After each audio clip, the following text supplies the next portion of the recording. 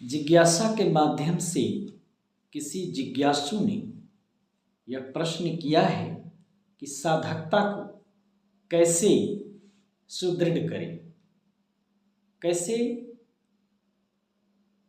भक्ति को सुदृढ़ करें।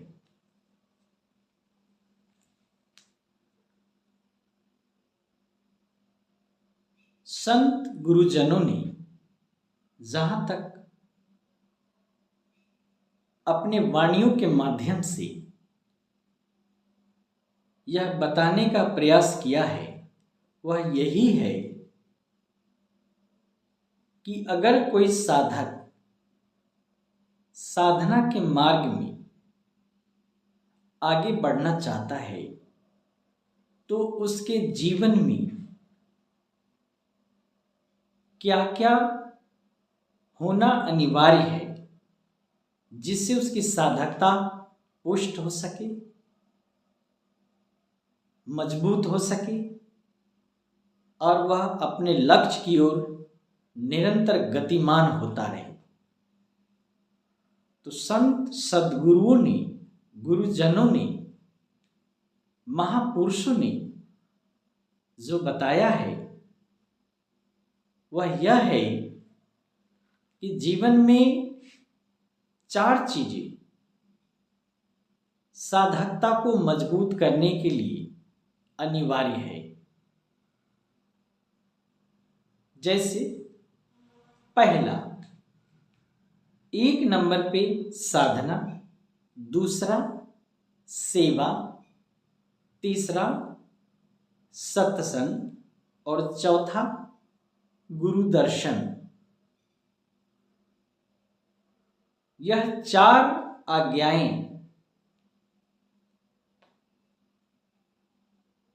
जो गुरुओं के द्वारा, गुरुजनों के द्वारा लगाई जाती है, इन्हीं आज्ञाओं में रहकर मनुष्य अपने भक्ति एवं साधनात्मकता को प्रगाढ़ कर सकता है और श्रेष्ठ साधक बन सकता है और जीवन में परम शांति और परम आनंद को प्राप्त हो सकता है। पहला है साधना। संत सद्गुरु के द्वारा, अपने गुरु के द्वारा ज्ञान के माध्यम से जो साधना का मार्ग बतलाया जाता है उस साधना को नित्य निरंतर अपने दिनचर्या के हिसाब से उसे सुव्यवस्थित करके नित्य निरंतर साधना को अपने जीवन में करते रहना है, साधना के पथ पे चलना है और एक साधक के रूप में अपनी यात्रा प्रारंभ करनी है। दूसरा है सेवा। सेवा अर्थात क्या? गुरु की सेवा। गुरु के लक्ष्य को प्राप्त करने के लिए गुरु ने जो मानव कल्याण के लिए, जीव को जगाने के लिए जो अभियान छेड़ रखा है, जो अभियान चला रखा है, उस अभियान में अपने तन, मन और धन की आहुति ही वास्तविक गुरु सेवा है। साधकता को मजबूत करने में जो सर्वश्रेष्ठ भूमिका है वह सेवा की ही है। सेवा के द्वारा हम बहुत विशेष प्रकार की कृपा प्राप्त कर पाते हैं। अगर हम तन की सेवा करते हैं तो तन हमारा सुदृढ़, निरोग और श्रेष्ठतम अवस्था में उपलब्ध होता है और मन की सेवा करते हैं तो मन हमारा एकाग्र और स्थिर होता है। और धन की सेवा करते हैं तो धन हमारा पवित्र होता है और शुभ की ओर हमें ले जाता है। अगर धन की सेवा न हुई तो धन अपवित्र होगा और हमें वह अशुभ की ओर ले जाएगा। इसलिए सेवा में तन, मन और धन तीनों का समावेश अनिवार्य है। और अगले क्रम में जो तीसरे स्थान पर है वह है सत्संग। सत्संग अर्थात क्या? गुरु के द्वारा ज्ञान का जो संदेश हमें मिला है, जिस संदेश के द्वारा हम इस मार्ग पे जुड़े हैं, उस संदेश को जन जन तक पहुंचाना, सत्संग के माध्यम से उस संदेश को लोगों तक पहुंचाना सत्संग है। और चौथा है गुरु दर्शन। जो संत सद्गुरु जिनके द्वारा हमें दीक्षा मिली है, जिनके द्वारा हम दीक्षित होते हैं, उनका सशरीर साक्षात दर्शन अनिवार्य है। क्योंकि उनके दर्शन से, गुरु के दर्शन से हमें यह शक्ति मिलती है, यह प्रेरणा मिलती है कि जीवन में भक्ति को दृढ़ करने के लिए जिन जिन शक्तियों की मुझे आवश्यकता पड़ती है, उस समग्र शक्ति का स्रोत, केंद्र सतगुरु ही होते हैं, सतगुरु ही होते हैं। इसलिए हमें सदैव गुरु का दर्शन प्राप्त करने का प्रयास करना चाहिए। जितना अधिक से अधिक हम गुरु का दर्शन करेंगे, गुरु का सानिध्य प्राप्त करेंगे, तो भक्ति हमारी सुदृढ़ होती चली जाएगी। नित्य निरंतर हम अपने भक्ति के मार्ग पर बढ़ते चले जाएंगे, अपनी साधकता को मजबूती की ओर ले जाते चलेंगे। आप यूं समझ ले कि पहला साधना तो आप अकेले में कर सकते हैं, लेकिन सेवा, सत्संग और दर्शन तीनों तभी संभव होता है जब गुरु का दर्शन होता है। जब गुरु दर्शन का लाभ प्राप्त होता है तभी सत्संग भी प्राप्त होता है। गुरु के मुखारबिंद से सत्संग की प्राप्ति, अमृत वचनों की प्राप्ति गुरु दर्शन के पश्चात ही प्राप्त होता है। और फिर सेवा करने का जो अवसर है वो तो गुरु दर्शन के पश्चात ही प्राप्त होता है। अगर गुरु का दर्शन ना हुआ तो फिर सेवा कैसे करेंगे? सेवा का जो लाभ है उससे हम वंचित रह जाएंगे अगर दर्शन ना हुआ। इसलिए संत सद्गुरु समय समय पर अपने दीक्षित शिष्यों को दर्शन देते रहते हैं। तो चाहे जहां रहते हैं वहां बुलाते हैं।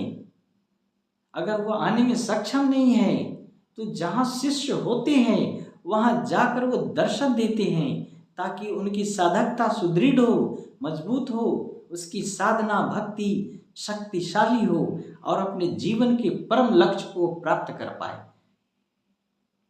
इसलिए तो संत सद्गुरु दर्शन देने जाते हैं।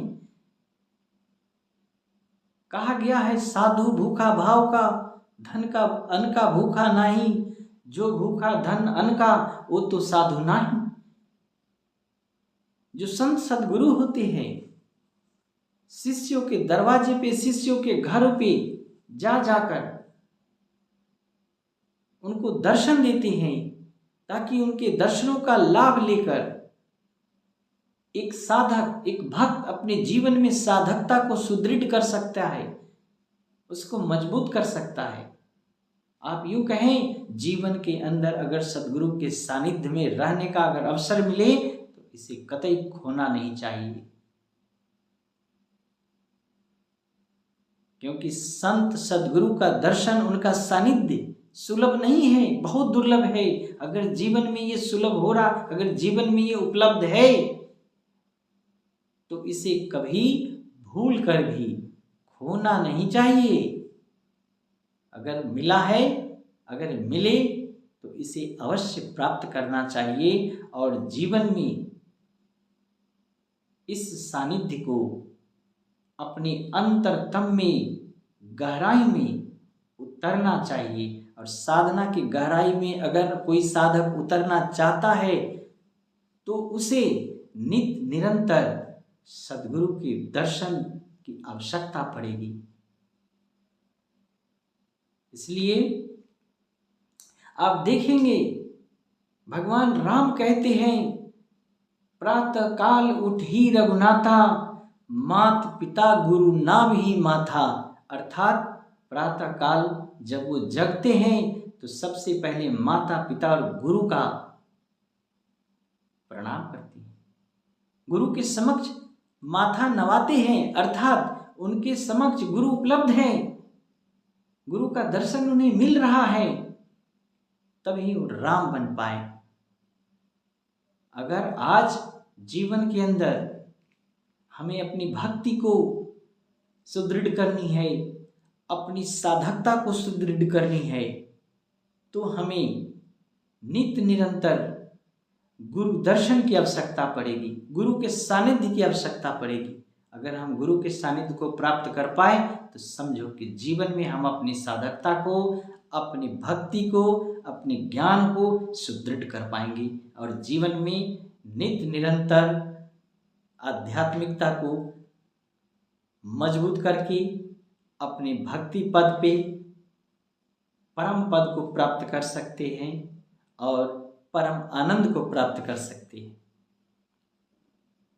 इसलिए जीवन में जो सबसे महत्वपूर्ण है वह है गुरु दर्शन, गुरु का सानिध्य।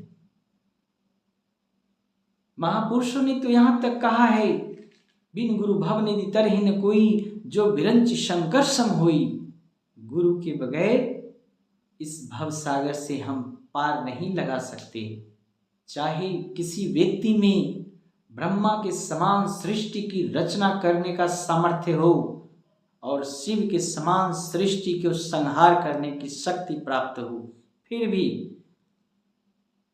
वह इस भव सागर से पार नहीं हो सकता जब तक कि जीवन में गुरु दर्शन न हो, गुरु का आगमन न हो।